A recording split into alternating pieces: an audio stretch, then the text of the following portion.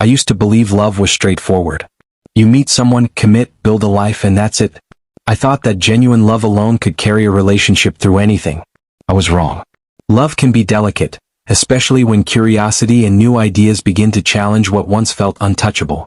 It began about a year ago. My wife, Hannah, and I had been married for 7 years. We'd weathered our share of hardships, financial struggles, family losses, and the quiet evenings that come when familiarity turns into invisibility. I thought we were strong. Then one evening, Hannah asked me to sit with her on the couch. She seemed nervous yet resolute. "I've been reading about open relationships," she said, fidgeting with her hands, "and how they can actually strengthen a marriage." I laughed, assuming she was joking. She wasn't. "I just think maybe we've stopped growing," she continued softly. "Maybe exploring could help us appreciate each other again." Her words hit me hard. Explore. Be free. I didn't know what she meant. "Are you unhappy?" I asked. "No," she said quickly. "I love you, but I felt disconnected. I don't want to resent you later." We talked for hours that night. She wasn't suggesting separation, just honesty and openness.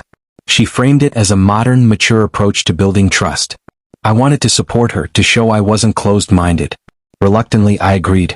At first, nothing changed. Life continued as usual: work, dinners, lazy Sundays. But something inside me shifted. There was a subtle tension, an unseen presence in our marriage, the possibility of someone else. And then came Maya. Maya had been Hannah's best friend since college. Lively, spontaneous, magnetic. She'd spent countless hours in our home, and I'd always liked her. But after Hannah introduced the new arrangement, I began noticing her differently, the way she smiled, the way her eyes lingered when she spoke. At first, it was subtle, unintentional.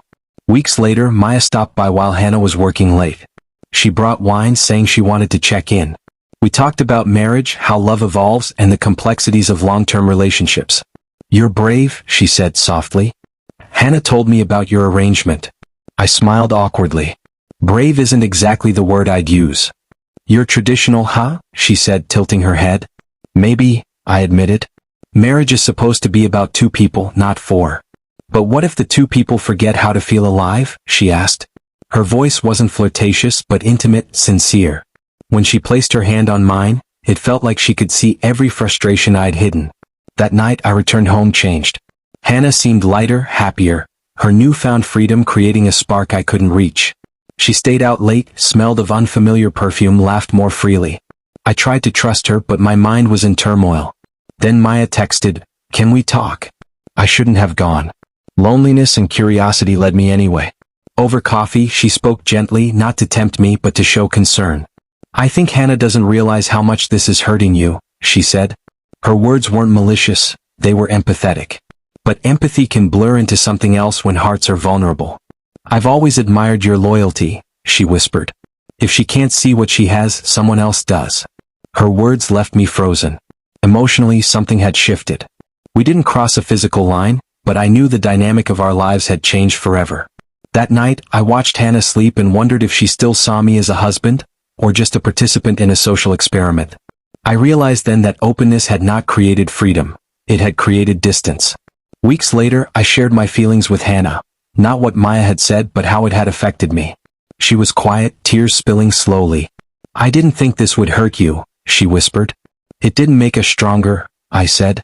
"It made us lonelier." We held each other for the first time in months, stripped of rules and experiments, just two people facing the truth. I've come to understand that opening a marriage doesn't fix what's broken, it magnifies it. Love isn't about escaping commitment, it's about finding freedom within it.